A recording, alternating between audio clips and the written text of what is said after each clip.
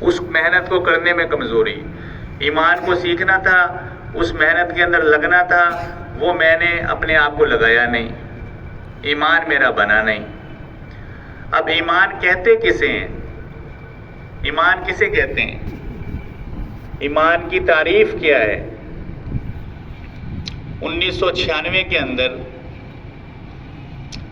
اس وقت ایک ہی اجتماع ہوا کرتا تھا، ایک ہی اجتماع جو ہے وہ بڑا اجتماع ہوتا تھا، تو اس میں انڈیا سے بزرگ تشریف لاتے تھے، مولانا محمد عمر پالن پوری رحمۃ اللہ علیہ، اللہ ان کی قبر کو نور سے منور فرمائے۔ تو انہوں نے آخری بیان اپنی زندگی کا فرمایا، 1996 کا بیان، اور وہ ہم نے سنا، تو اس میں انہوں نے ایمان کی تعریف فرمائی۔ انہوں نے فرمایا ایمان کسے کہتے ہیں؟ ہم اپنے آپ کو ایمان والا سمجھتے ہیں کہ ہمیں کیا ضرورت ہے ایمان پہ محنت کرنے کی، ہم تو پہلے ہی مسلمان ہیں، کلمہ والے ہیں، اوقات لگائے ہوئے ہیں، بڑے بڑے بزرگ ہیں، پرانے ساتھی ہیں، تو ہمیں ایمان کو سیکھنے کی کیا ضرورت ہے؟ تو فرمانے لگے ایمان کسے کہتے ہیں؟ جو تمہیں اسباب سے ہوتا ہوا نظر آ رہا ہے وہ براہ راست اللہ جل شانہ کی ذات عالی سے ہوتا ہوا نظر آئے، اس کو ایمان کہتے ہیں۔ اسباب سے جو ہوتا ہوا نظر آ رہا ہے وہ براہ راست اللہ جل شانہ کی ذات عالی سے ہوتا ہوا نظر آئے، اس کو ایمان کہتے ہیں۔ سورج ہے، اس سے روشنی آتی ہوئی نظر آ رہی ہے، پانی ہے، اس سے پیاس بجھتی ہوئی نظر آ رہی ہے، روٹی ہے، اس سے بھوک مٹتی ہوئی نظر آ رہی ہے، دوائی ہے، اس سے صحت ملتی ہوئی نظر آ رہی ہے، پیسے ہیں، اس سے ضرورت پوری ہوتی ہوئی نظر آ رہی ہے۔ یہ سارا کا سارا ایمان کے مخالف ہے، سارا ایمان کے مخالف ہے۔ پیسے میری ضرورت پوری نہیں کر سکتے جب تک اللہ کی چاہت شامل نہ ہو جائے، پانی میری پیاس نہیں بجھا سکتا جب تک کہ اللہ کا حکم اور ارادہ شامل نہ ہو جائے، دوائی مجھے صحت نہیں دے سکتی جب تک کہ اللہ جل شانہ کا حکم اور ارادہ شامل نہ ہو جائے۔ اللہ کے حکم سے صحت ملے گی، دوائی سے صحت نہیں ملے گی۔ غلط یقین ہے کہ اسباب کے اوپر یقین ہے۔ اب میں اپنی کیفیت دیکھوں، میں خود اپنی کیفیت دیکھوں کہ مجھے اسباب سے جو ہوتا ہوا نظر آ رہا ہے، میرا تو یقین پانی پیاس لگے گی، حلق خشک ہوگا، فوراً نظر کس پہ جائے گی بھائی؟ پانی پہ جائے گی، پانی پیوں گا پیاس مٹ جائے گی۔ بھوک مجھے لگے گی تو میری نظر کس پہ جائے گی بھائی؟ روٹی پہ جائے گی، کھانا ملے گا، کھاؤں گا، بھوک مٹ جائے گی۔ بیمار ہو جاؤں گا، فوراً ڈاکٹر کی طرف نظر جائے گی، دوائی کی طرف جائے گی، دوائی جا کے لیں، ڈاکٹر کے پاس چلیں بھائی، بیماری آ گئی ہے۔ مولانا نذر احمد صاحب مسلم شریف کا سبق پڑھا رہے تھے تو اس میں حدیث مبارکہ آ گئی بیماری کے حوالے سے، فرمانے لگے کہ ایک آدمی بیمار ہو جاتا ہے اور وہ دوائی کھاتا ہے۔ اب اللہ جل شانہ کا یہ نظام ہے، انسان کی آنکھ جو ہے وہ غلط دیکھ رہی ہے، اس کو جو دوائی سے صحت ملتی ہوئی نظر آ رہی ہے یہ غلط دیکھ رہی ہے۔ اللہ جل شانہ کا نظام ہے جس سے اللہ اپنے حکم اور ارادے سے انسان کو صحت اور تندرستی عطا فرما رہے ہیں۔ دوائی صحت دینے میں اللہ کی محتاج ہے اور اللہ جل شانہ صحت دینے میں دوائی کے محتاج نہیں ہے۔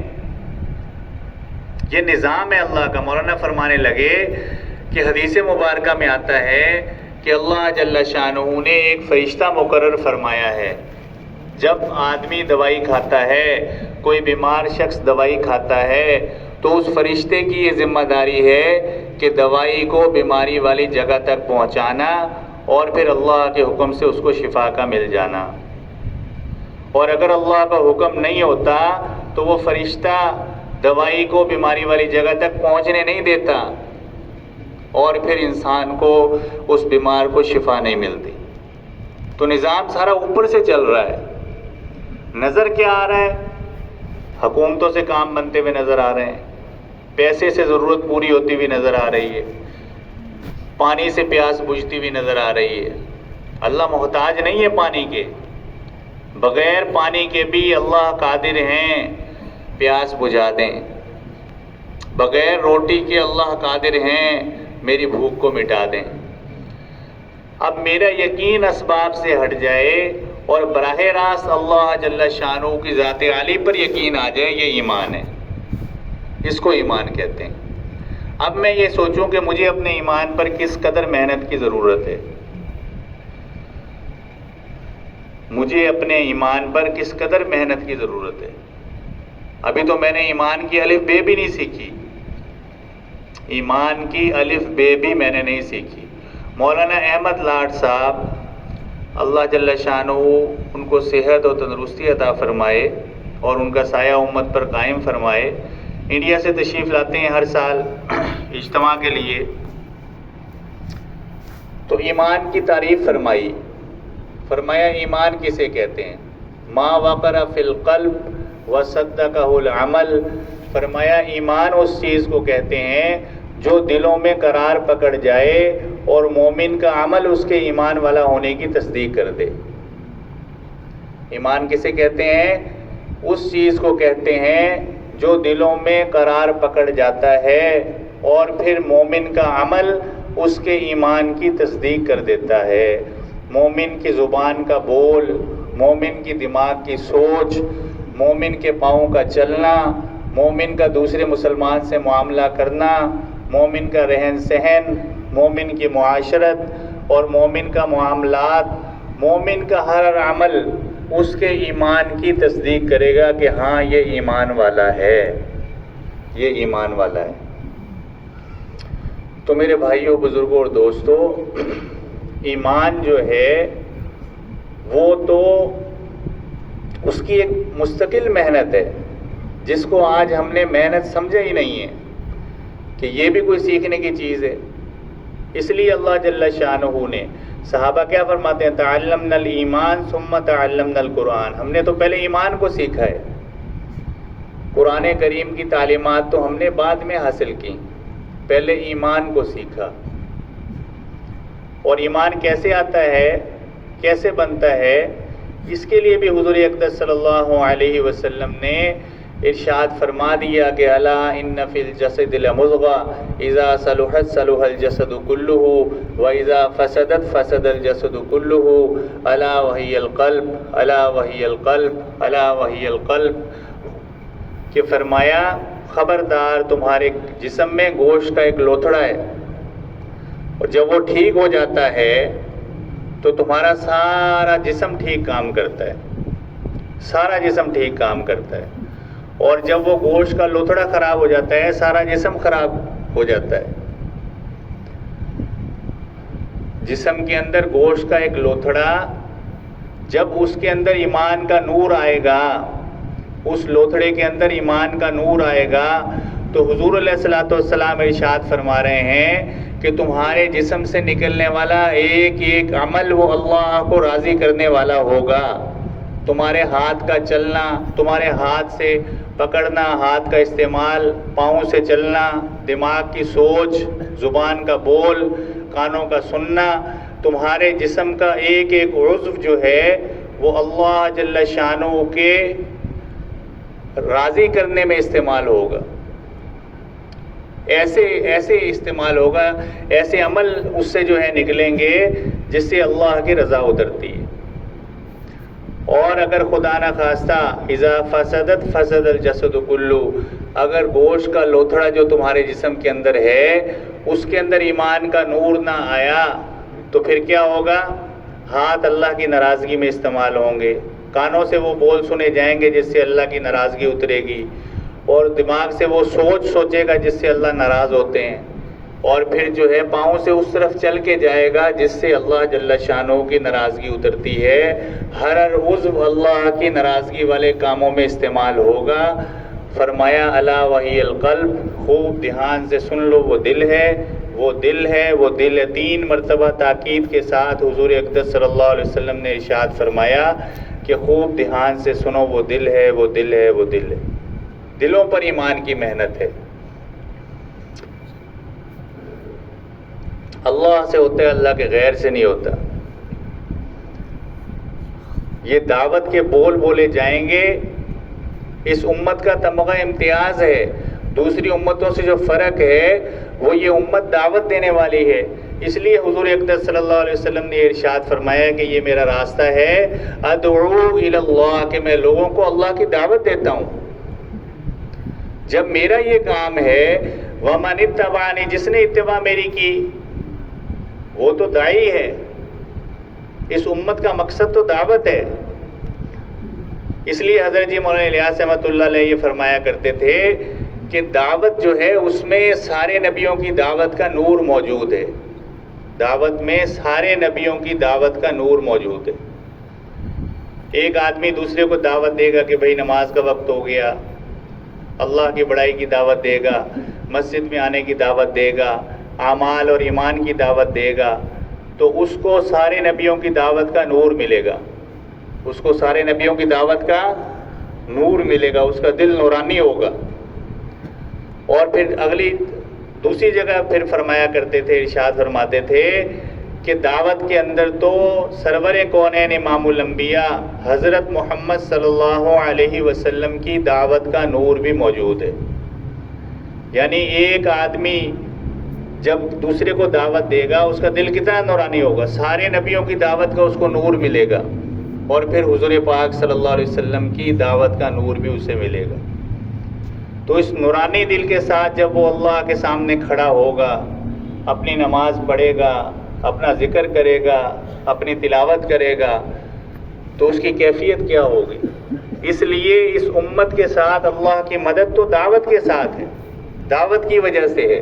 یہ امت داعی ہے، حضور پاک صلی اللہ علیہ وسلم والی مبارک محنت کو لے کے چلنے والی ہے، دعوت دینے والی امت ہے. تو میرے بھائیوں، بزرگوں اور دوستوں، یہ اللہ جل شانہ نے انسان کو دنیا کے اندر جتنے بھی اللہ کے احسانات ہیں، انعامات ہیں، اللہ نے کتنے، یہ سارے کے سارے انسانوں پہ فرمائے ہیں. یہ سارا نظام اللہ جل شانہ نے انسانوں کے لیے بنایا ہے. کتنے احسانات اللہ جل شانہ کے ہیں. کیوں ہیں؟ فرمایا اس لیے کہ یہ بندہ دنیا میں جا کے پریشان نہ ہو، اس کو کوئی مشکل پیش نہ آئے. اس لیے انسان سے سب سے زیادہ محبت انسانوں سے فرمائی اللہ جل شانہ.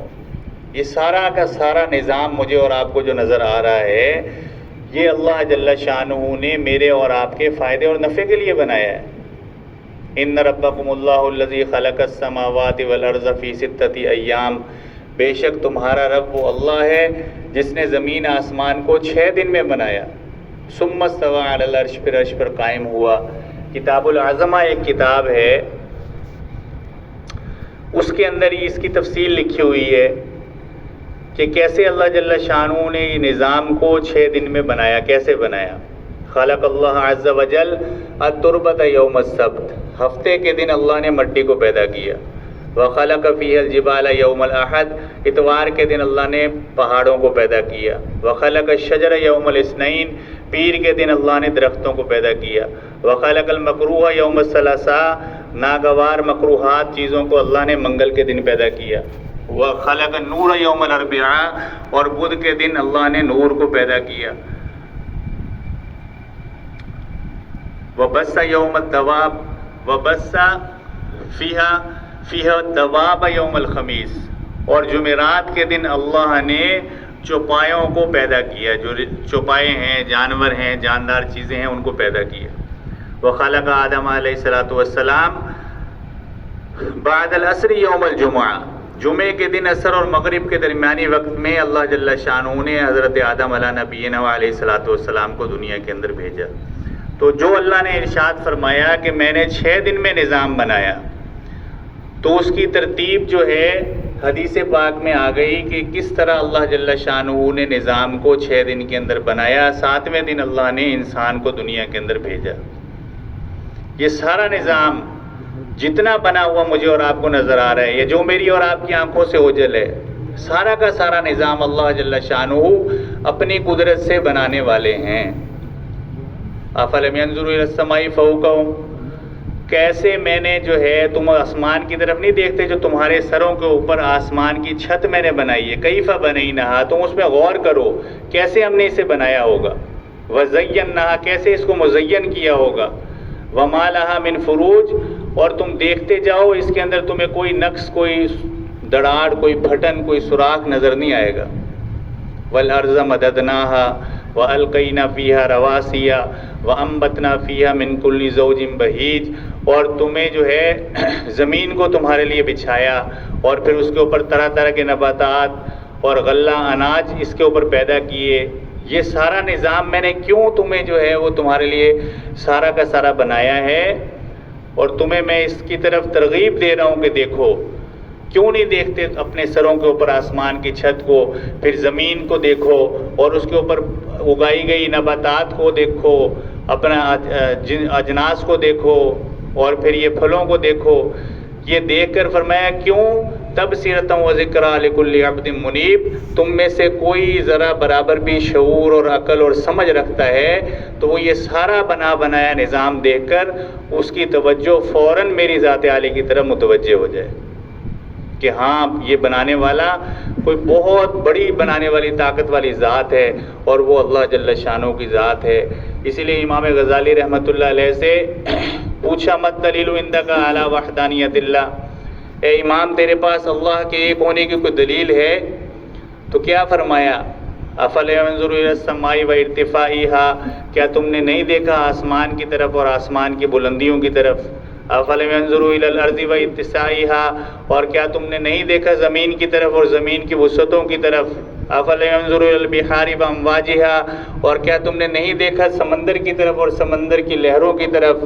افلم ينظروا الى الجبال وشموخها، اور کیا تم نے نہیں دیکھا پہاڑ کی طرف اور پہاڑ کی چوٹیوں کی طرف؟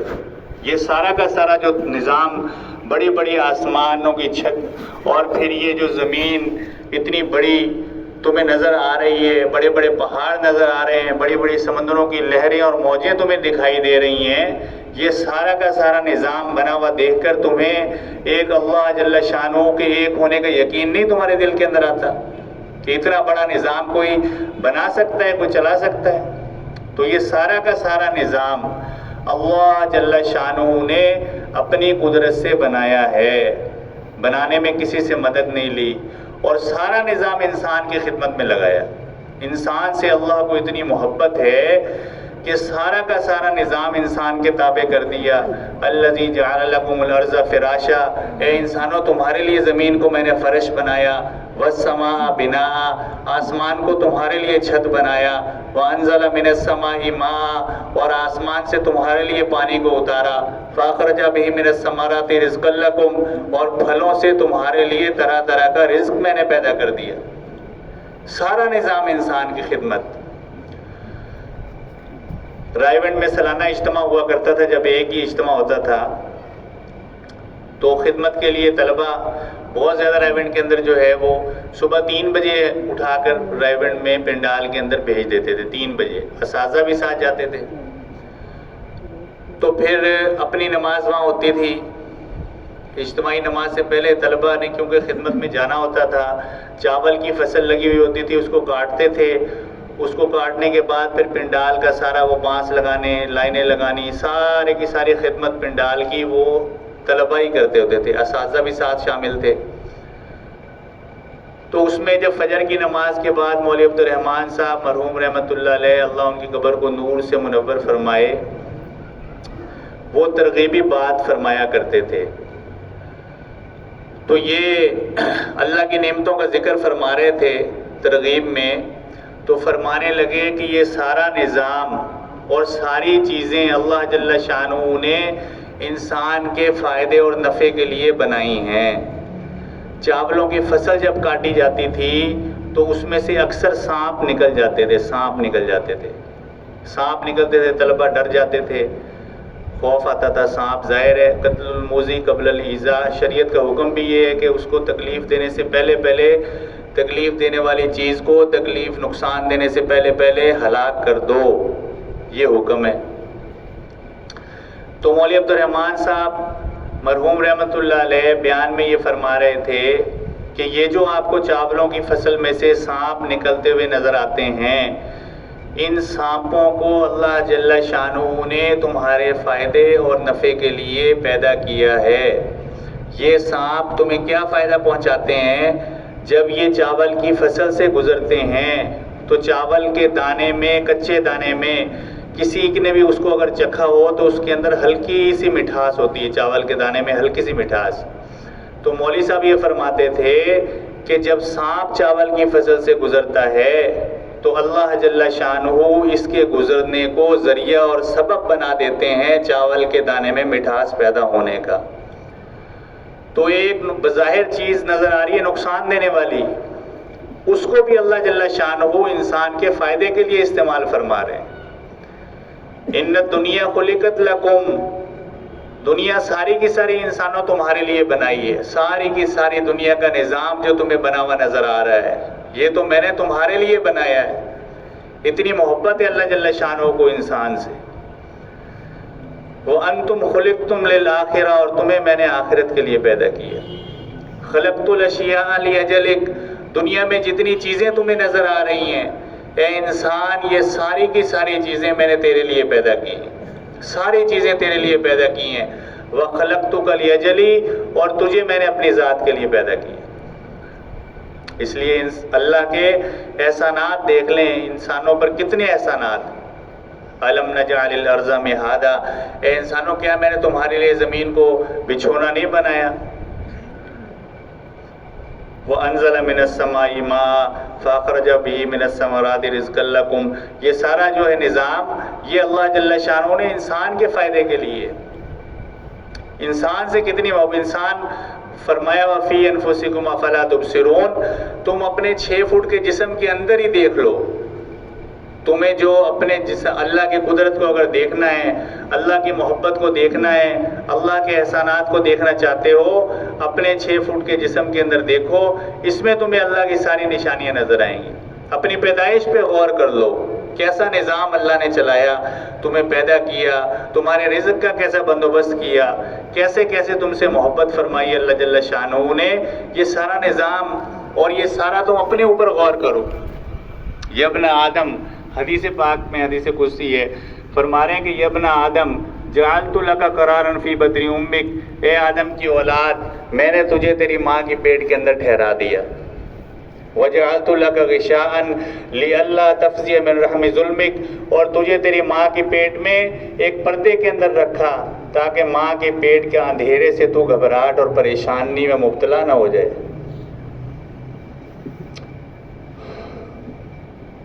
اور فرمایا فلما تمت مدتک فی بطن امک، جب تو نے اپنی ماں کے پیٹ میں اپنی مدت کو پورا کر لیا تو امرت ملک الموکل، میں نے ایک فرشتے کو حکم دیا ان یخرجک، تجھے تیری ماں کے پیٹ سے باہر نکالے، فاخرجک علی ریشۃ من جناحہ، اور اس نے اپنے پروں کی نوک پہ رکھ کے تجھے تیری ماں کے پیٹ سے باہر نکال دیا۔ اور جب تو باہر آیا تو پھر تیرا کیا حالت تھی، کتنا کمزور تھا تو، لا لک سن تقطع، تیرے دانت اس قابل نہیں تھے کہ تو اس سے کسی چیز کو کاٹ سکے، ولا لک ید تبطش، تیرے ہاتھ اس قابل نہیں تھے کہ تو ان سے کسی چیز کو پکڑ سکے، ولا لک رجل تمشی، اور تیرے پاؤں اس قابل نہیں تھے کہ تو ان سے چل کر اپنی روزی کا بندوبست کر سکے، بالکل بے بس تھا اور بالکل لاچار اور مجبور تھا اس وقت، اور میں تجھے اس وقت بھی نہیں بھولا، میں تجھے اس وقت بھی نہیں بھولا۔ ایسی میری شفیق رحیم کریم ذات ہے، اس وقت بھی جو ہے میں تجھے نہیں بھولا۔ تو کیا فرمایا اللہ جل شانہ نے کہ فرمایا وَجَعَلْتُ لَكَ عِرْقَيْنِ رَقِيقَيْنِ فِي صَدْرِ أُمِّكَ، میں نے تیری ماں کی چھاتی سے 2 چشموں کو جاری کر دیا، تجریان لبنا خالصا، اس میں سے خالص دودھ میں نے جاری کر دیا، حار فی الشتاء و بارد فی الصیف، اور اس دودھ کی تاثیر گرمیوں میں ٹھنڈی رکھ دی اور سردیوں کے اندر اس دودھ کی تاثیر گرم رکھ دی۔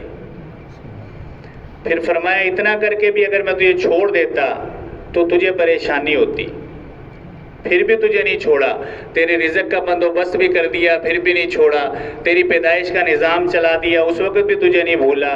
پھر فرمایا اگر اس کے بعد بھی بھول جاتا رزق کا بندوبست کر کے، پھر تجھے بہت زیادہ پریشانی ہوتی۔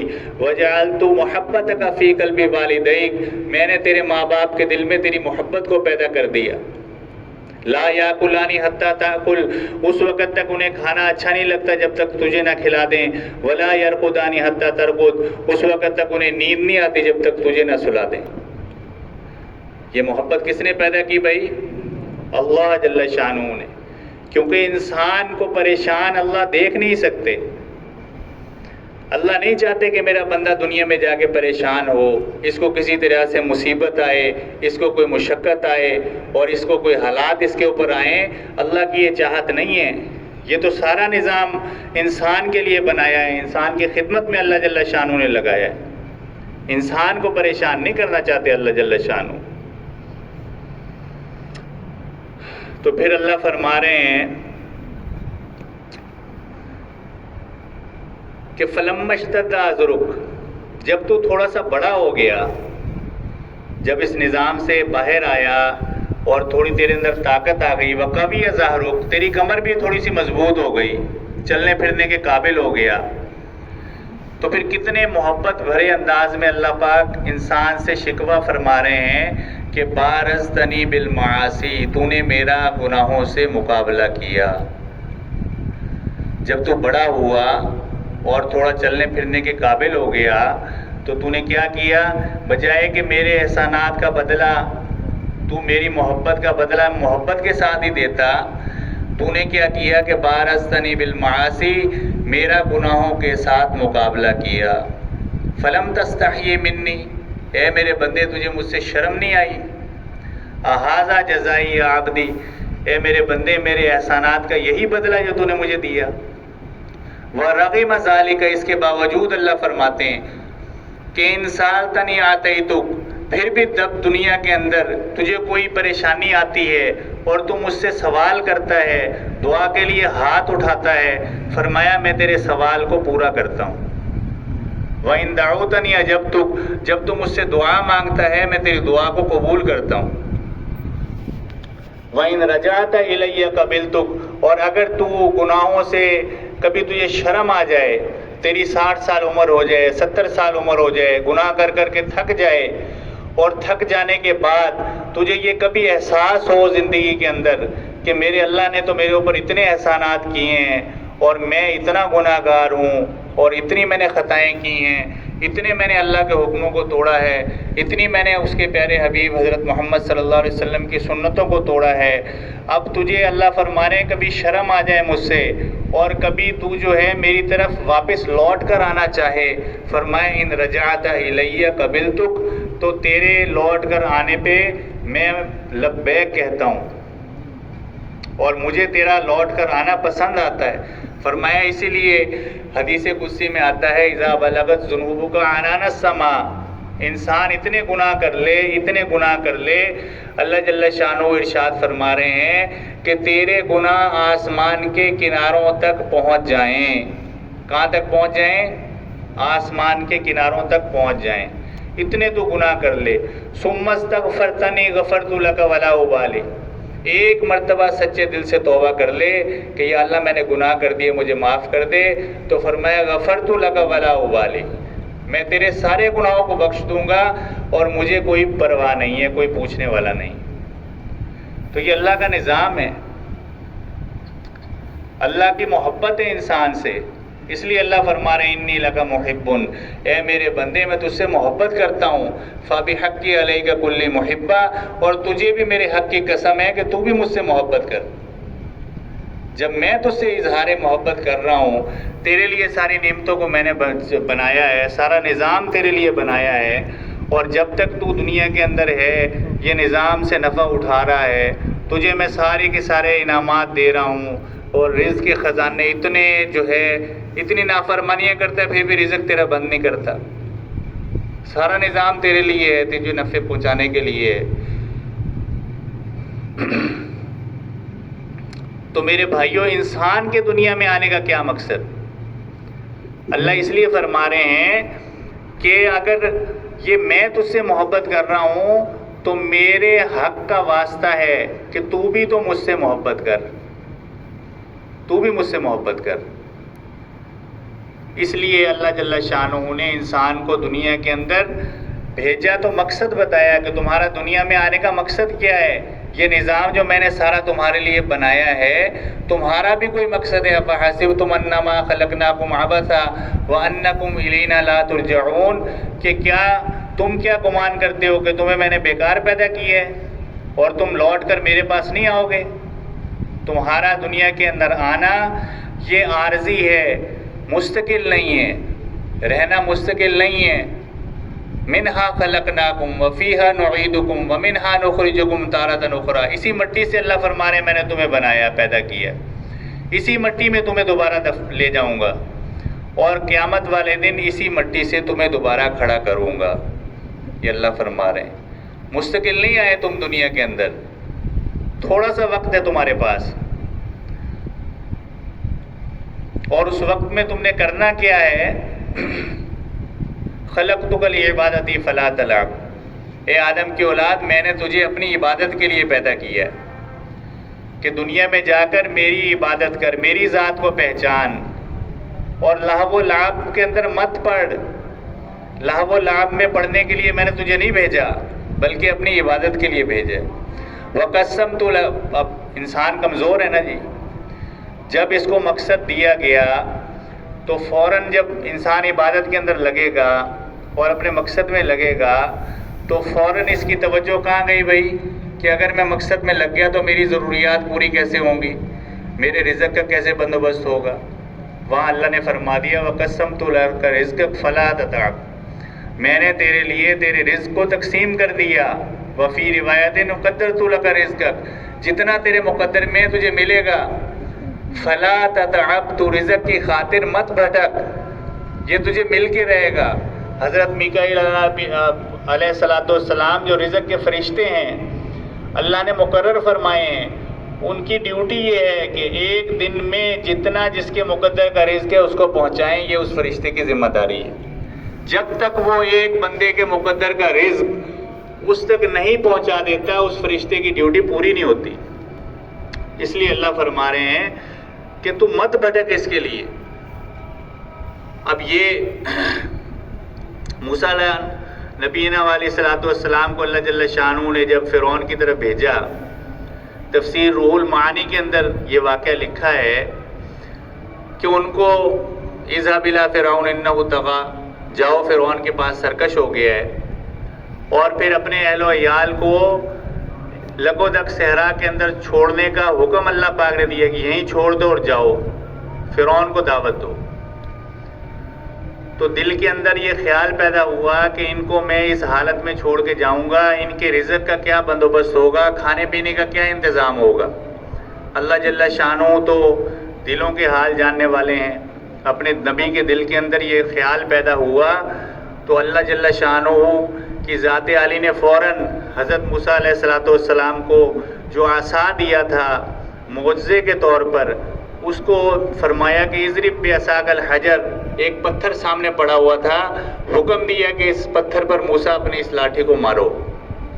جب اس لاٹھی کو پتھر پر مارا گیا تو ایک اور پتھر نکلا، پھر تیسرے پتھر پر پھر حکم ہوا کہ لاٹھی کو مارو، تو 3 پتھروں کے اندر سے اللہ نے ایک کیڑے کو نکال دیا، اور اس کیڑے کے اندر منہ کے اندر سبز رنگ کا پتا تھا، اور اس سے بنبناٹ کی آواز آ رہی تھی، کیسے بنبناٹ کی آواز کیڑے سے آ رہی تھی۔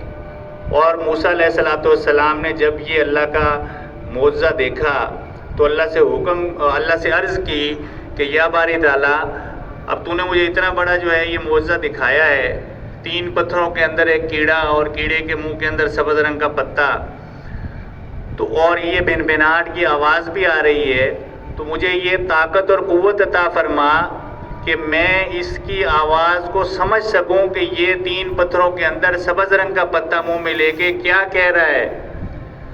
تو اللہ جل شانہ نے موسیٰ علیہ السلام کو یہ طاقت اور قوت عطا فرمائی، انہوں نے اس کیڑے کی آواز کو سنا، تو وہ کیا کہہ رہا تھا؟ اللہ کی تعریف کر رہا تھا. 3 پتھروں کے اندر منہ میں سبز رنگ کا پتا لے کے اللہ کی تعریف کر رہا تھا. سبحان من یرانی، پاک ہے وہ ذات جو مجھے دیکھتی ہے. ویسمع کلامی، میری بات کو سنتی ہے. ویعرف مکانی، میری جگہ کو پہچانتی ہے. ویرزقنی ولا ینسانی، اور مجھے رزق دیتی ہے، مجھے بھولتی نہیں ہے. تو اس لیے اللہ جل شانہ نے جہاں انسان کو مقصد دیا، تو انسان کیونکہ کمزور ہے، فوراً اپنی ضرورت کی طرف اس کی نظر جانی تھی، تو اس لیے اللہ نے آگے فرما دیا وَقَسَّمْتُ لَكَ رِزْقَكَ فَلَا تَتَعَبْ، میں نے تیرے لیے تیرے رزق کو تقسیم کر دیا، تو اس کو حاصل کرنے کے لیے مارا بھٹکنے کی ضرورت تجھے نہیں ہے. جتنا تیرے مقدر میں ہے اتنا تجھے مل کے رہے گا. اور پھر انسان کمزور ہے، اس نے اس رزق کو حاصل کرنے کے اپنے طور سے، اپنے ذہن کے حساب سے اس نے طریقے منتخب کیے. کسی نے کہا میں ذمہ داری سے رزق لیتا ہوں، کسی نے کہا میں دکان سے لوں گا، کسی نے کہا میں ملازمت سے لوں گا، کسی نے کیا اپنا طریقہ اختیار کیا، کسی نے کون سی لائن اختیار کی. اللہ جل شانہ نے فرمایا ان وجدتنی وجدت کل شیء، اگر دنیا میں جا کر تو نے ایسی محنت کی کہ میری ذات کو حاصل کیا، فرمایا وجدت کل شیء، تو نے ہر چیز کو حاصل کر لیا. وَإِن فَقَدْتَنِي فَقَدْتَ كُلَّ شَيْءٍ، اگر تو نے دنیا میں میری ذات کو کھو دیا، فرمایا فَقَدْتَ كُلَّ شَيْءٍ، ہر چیز کو تو نے کھو دیا.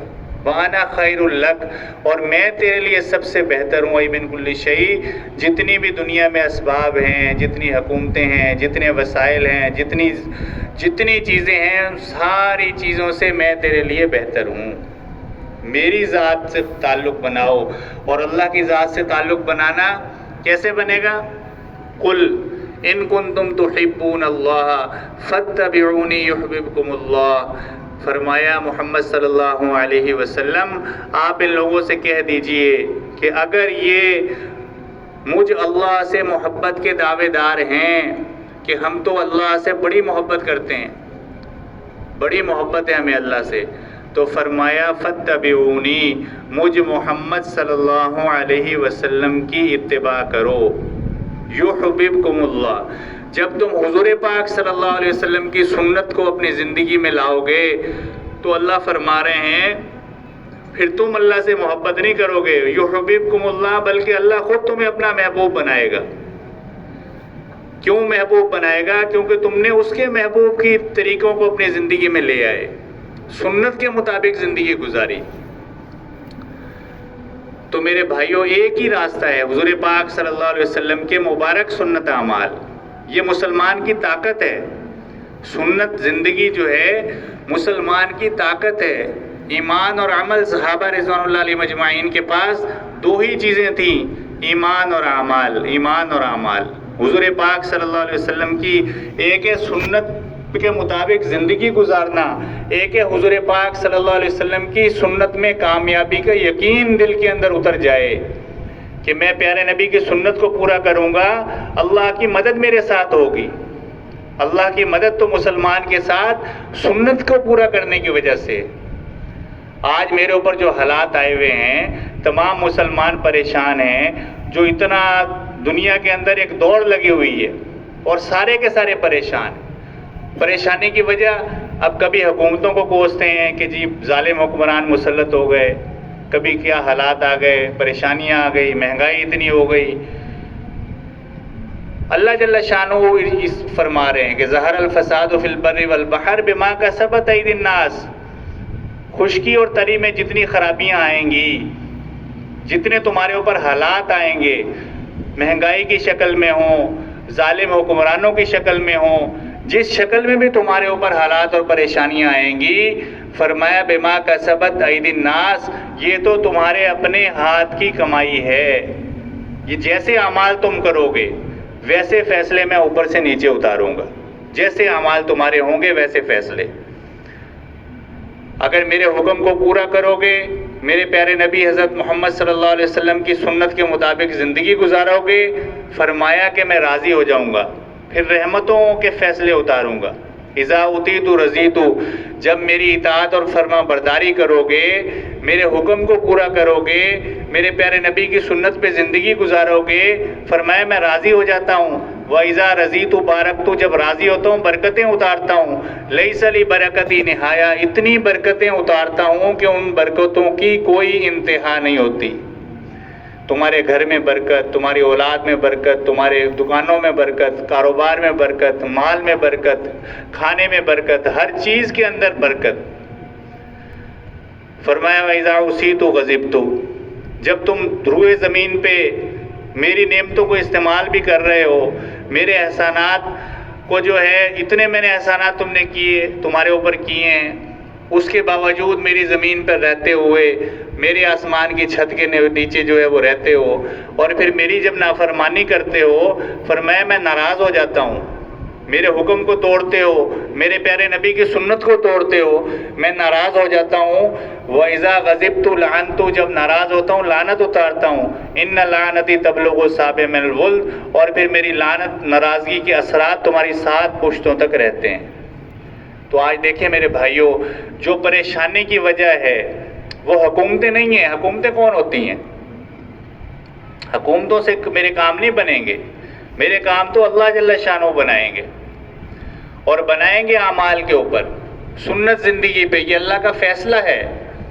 مسلمان اس وقت پریشان ہوگا جب وہ اپنی سنت زندگی سے ہٹے گا، جب وہ اپنے مقصد کو چھوڑے گا، جب وہ اپنے کام اور محنت کو چھوڑے گا، ایمان اور اعمال والی زندگی سے ہٹے گا، تو پھر اس کو پریشانیاں گھیر لیں گی، پھر حالات گھیر لیں گے، پھر مسائل کا شکار ہوگا، پھر محنت کرے گا کامیابی نہیں ملے گی، کوشش کرے گا آگے سے بنے گا کچھ نہیں۔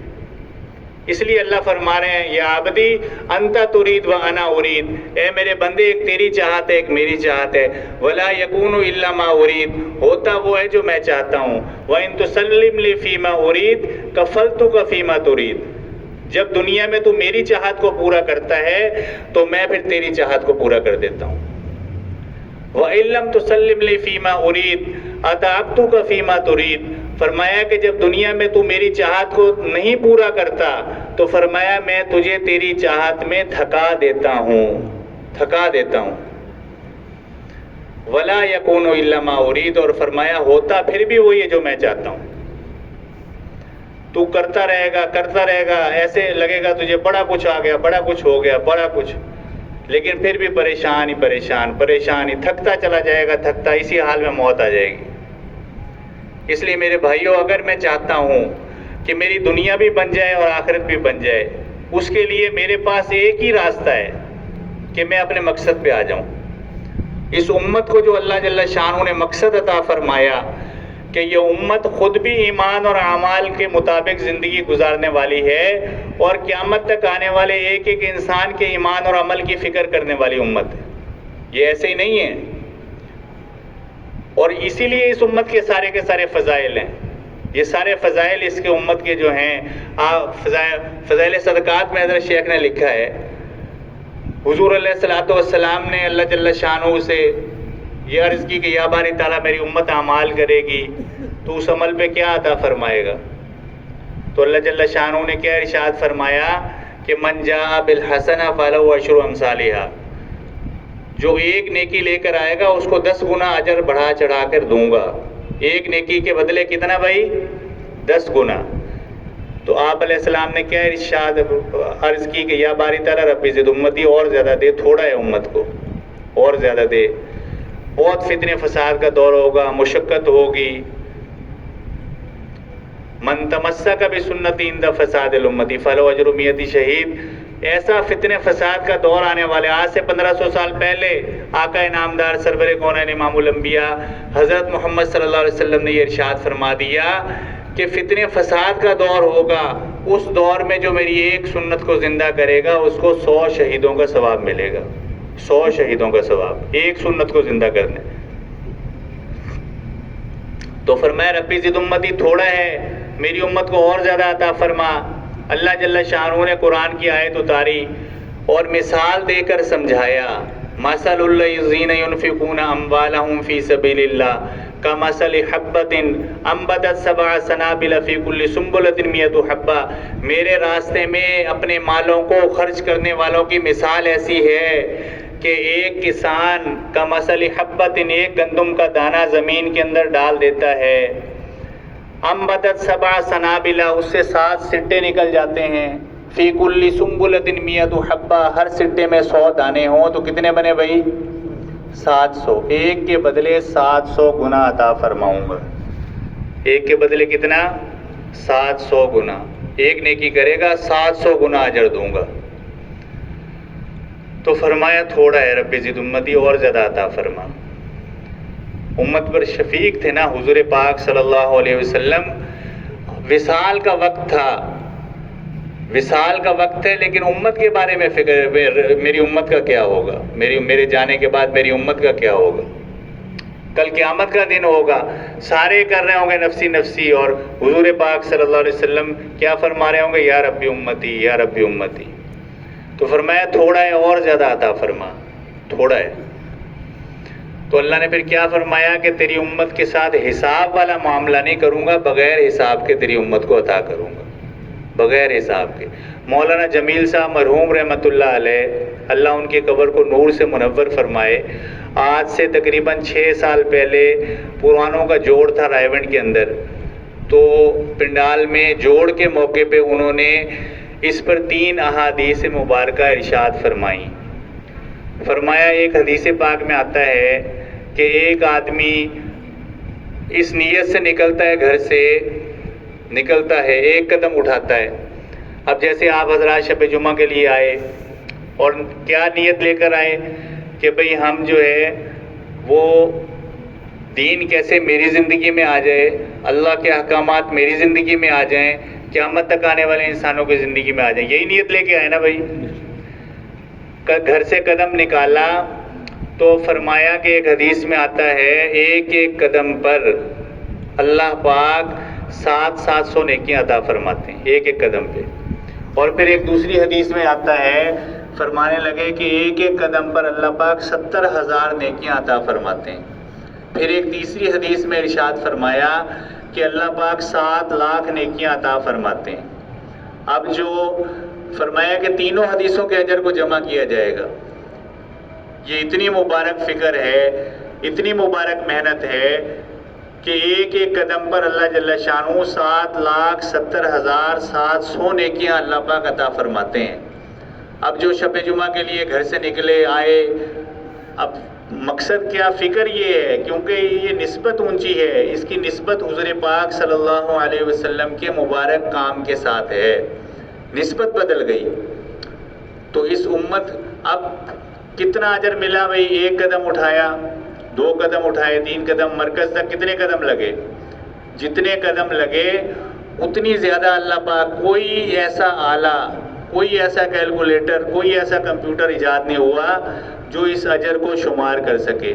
जो जुमातें अल्लाह के रास्ते में निकली हैं, कहाँ कहाँ से निकलती हैं, तो कितने कदम उनके लगते हैं अल्लाह के रास्ते में, तो कोई शुमार किया जा सकता है? इसलिए अल्लाह ने फरमाया हिसाब वाला मामला नहीं करूँगा, बग़ैर हिसाब के तेरी उम्मत को अता करूँगा, क्योंकि ये मेहनत करने वाली है, ये उस मुबारक फ़िक्र और गम को लेके चलने वाली है, और इसी वजह से मेरी दुनिया भी बनेगी और आखिरत भी। अगर मैं अब ये उम्मत अपने मकसद पे है तो फिर ये उम्मत जो है इसके मसाइल हल होते चले जाएंगे, इसकी दुनिया भी बनती चली जाएगी, आखिरत भी बनती चली जाएगी।